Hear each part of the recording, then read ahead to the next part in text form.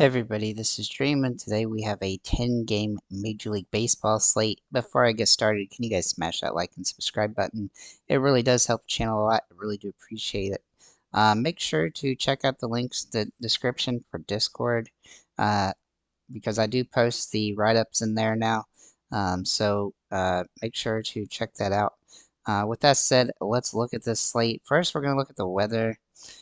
So we have some weather concerns in this one. Toronto and Chicago White Sox game has the biggest weather situation, but it probably will be a late start. With that said, the Kansas City Royals game against Minnesota also has a little bit of a potential to have a late start as well. So do keep that in mind here. Also, the Cleveland Colorado game may have some rain in it as well, but I don't think it'll be too much. With that said, we're going to go ahead and get into the slate here. So we have a pretty big slate with 10 games. One thing I'll note is that there's not a lot of value on this slate from the batting perspective. It seems like a lot of the best bats are pretty expensive today, so that's a little bit of a concern. But these big slates can be kind of crazy. We do have a lot of good pitching, though, so that's a good sign at least. So we'll start with Zach Wheeler, our core plays here. Zach Wheeler is expensive at $11,000, but he definitely has a lot of upside in this matchup. He's got a game here against San Francisco, which is probably the team that has the weakest potential today. This is a top tier play, though he's very expensive. He scored 38 fantasy points against San Francisco 4 games ago. I don't necessarily think he does that again, but the strikeouts are definitely going to be capable today. And he's been really good lately as well, for the most part, with the exception of a game against Miami. So I think he's in a really good spot. He has nice upside. But we do have a couple other guys that are top tier options, Max Fried being one of them. He's been phenomenal in a lot of games so far this season. He's had a low floor, but he does have a super high ceiling.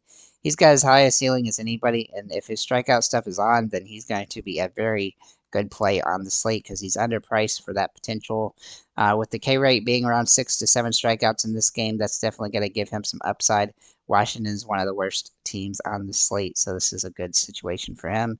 And Kevin Gausman for Toronto also in play here as a good core play. Now, he has been inconsistent this season. He's got a higher ERA than most of the other guys that I've already mentioned, but he definitely has good stuff and could score it in the 30s if in the right situation. And the White Sox are absolutely abysmal, so I look for him to have a pretty good game. He's also been better on the road than at home this season, so that gives him some potential today as well.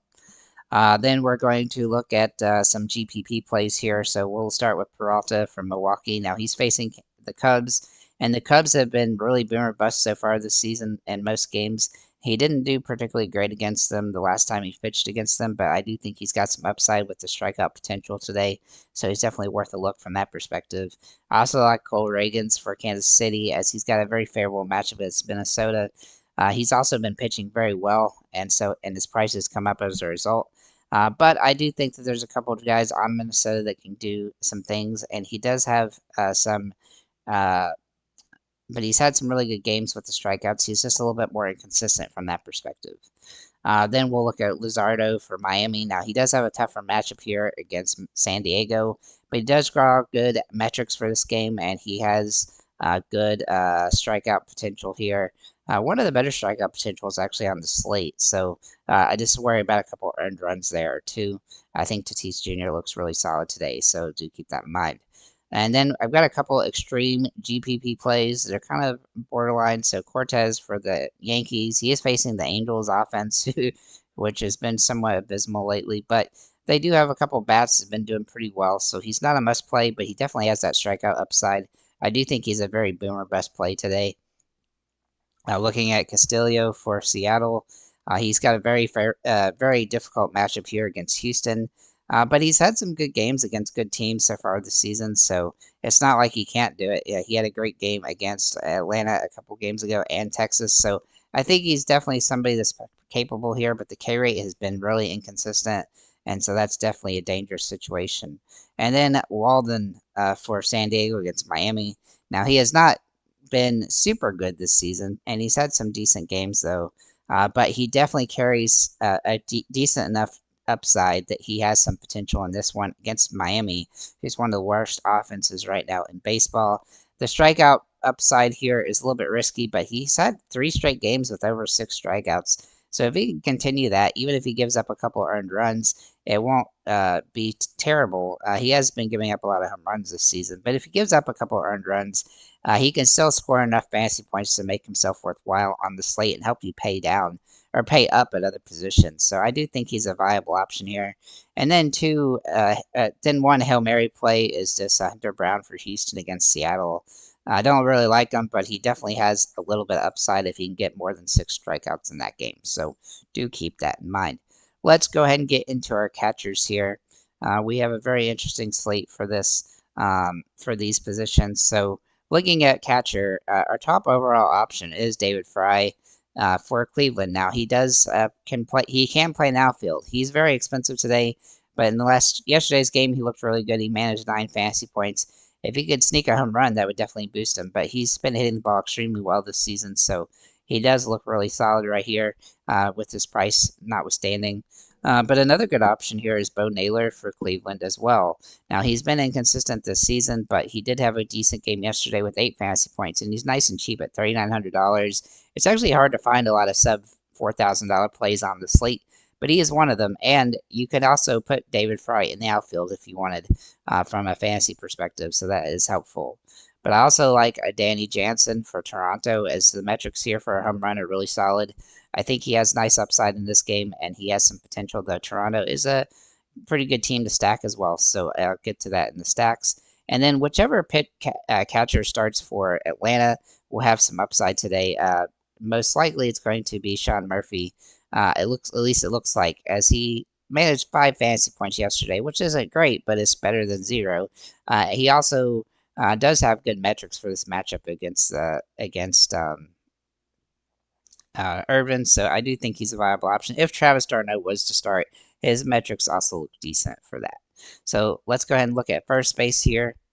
So Josh Naylor is going to jump off the page with just absolutely meteoric metrics for this game. Now, yesterday he didn't look all that great, but today he looks fantastic.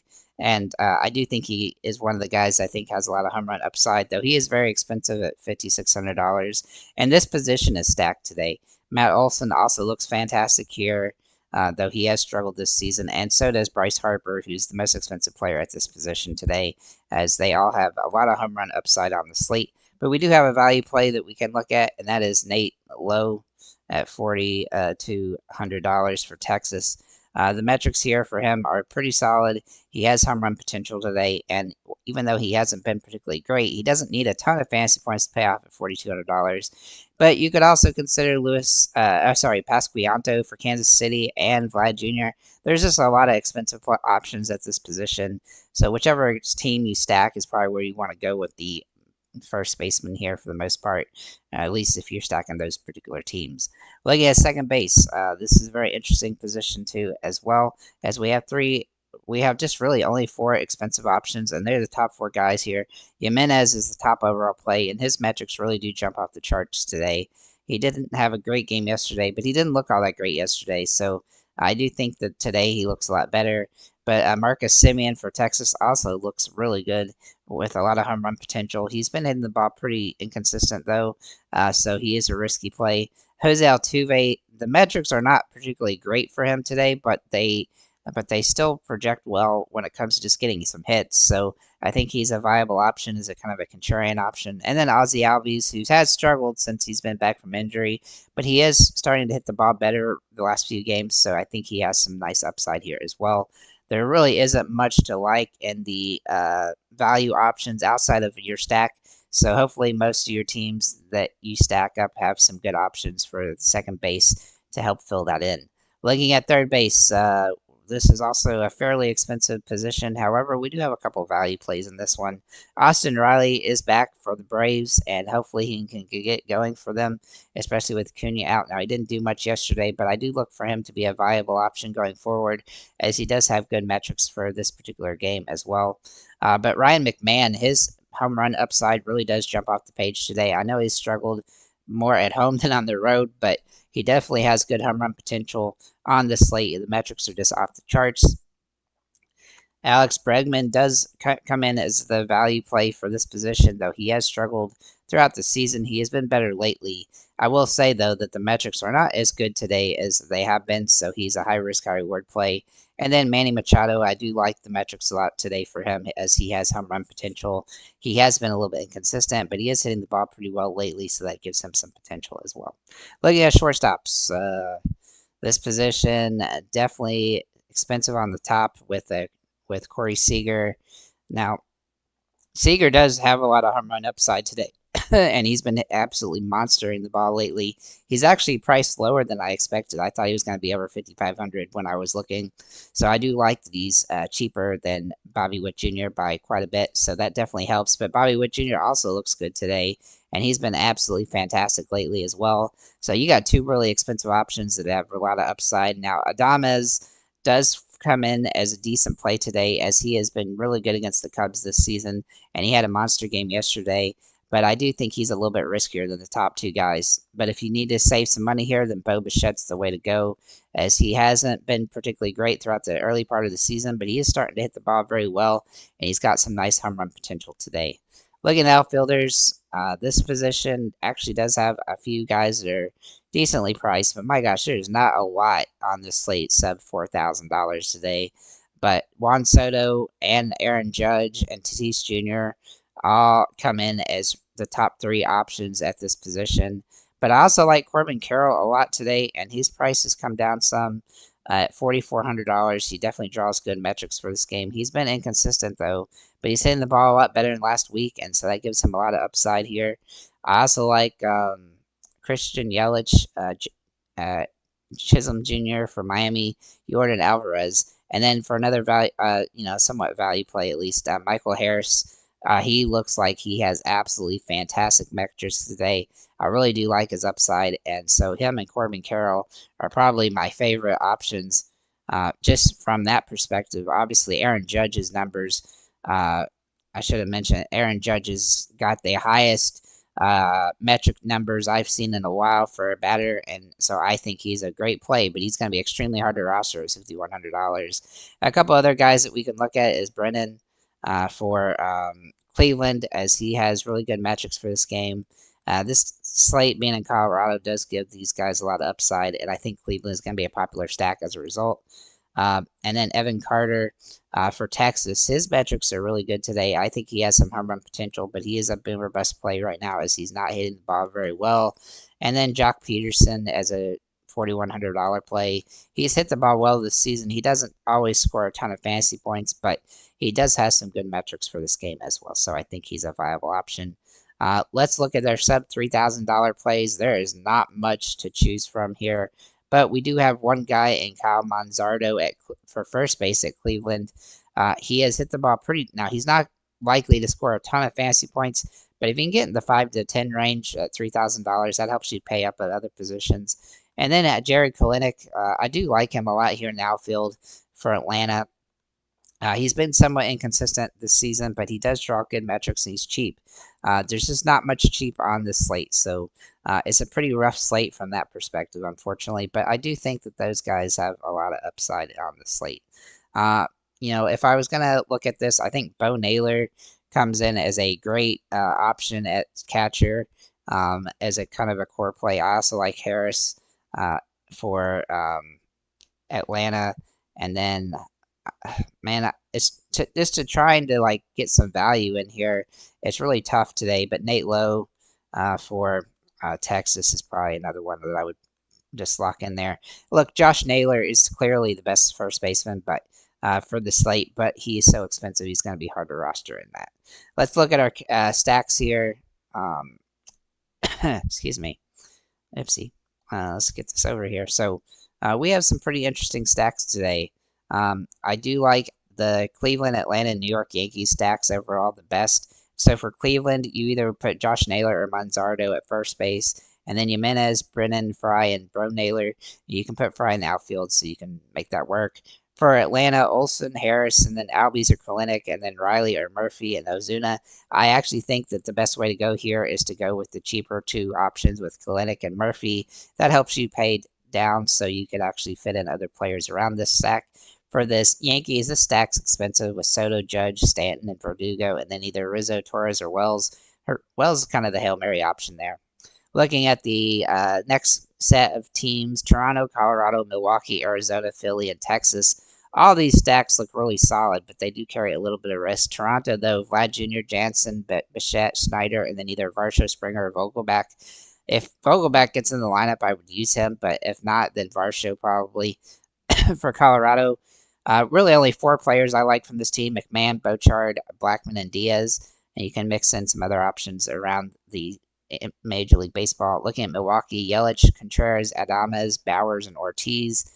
For Arizona, Carroll, Peterson, Walker, McCarthy, and Marte. I kind of didn't even want to use Marte there, but he is definitely an option. For Philly, Harper, Schwarber, Marsh, Real Muto, and either Stott or Rojas. I think this stack is actually going to score a lot of fantasy points. For Texas, Seager, and then either Simeon or Garcia, Carter Lowe, and Tavares. This is a really good stack today as well. Looking at the bottom stacks here, these are definitely rough today. I'm surprised to see so many teams with, not great stacks on this one. But so these are the teams that I probably am going to avoid at least some, or just have one-offs from for the most part outside of stacks. For San Diego, though, Tatis Jr., Machado, Kim, Campusino, and then Solano or Profar all look pretty good, though. For the Angels, Rengifo, Ward, Pilar, Nito, and O'Hope. For Seattle, Raleigh, either France, Moore, or Colas, as they all kind of similar. Rojas, Crawford, and Rayleigh. For Kansas City, Witt Jr., Pascuento, Melendez, Perez, and Velasquez. From Minnesota, Buxton, Jeffers, and then either Correa, Margot, Farmer, Santana, Miranda. This stack does seem very boom or bust today. For Houston, Alvarez, Altuve, Tucker, Bregman, and Diaz, super expensive, but unfortunately, it does have some potential. And then for the Cubs, Morel, Suzuki, and then either Horner, Bellinger, Hop, Tauchman, or Bush. That stack looks good. It's just not great on paper. And then for Miami, it looks great on paper, I should say, but not for the pitching situation. For Miami, Chisholm Jr., De La Cruz, Berger, Bell, and Gordon, but that stack sucks. Only 2 players from Chicago White Sox that look decent, Sheets and Vaughn, and I wouldn't even use more than one of them. For Washington, Thomas, Young, Senzel, and Menendez, and for San Francisco, Yaz and Estrada. So with that said, guys, thank you for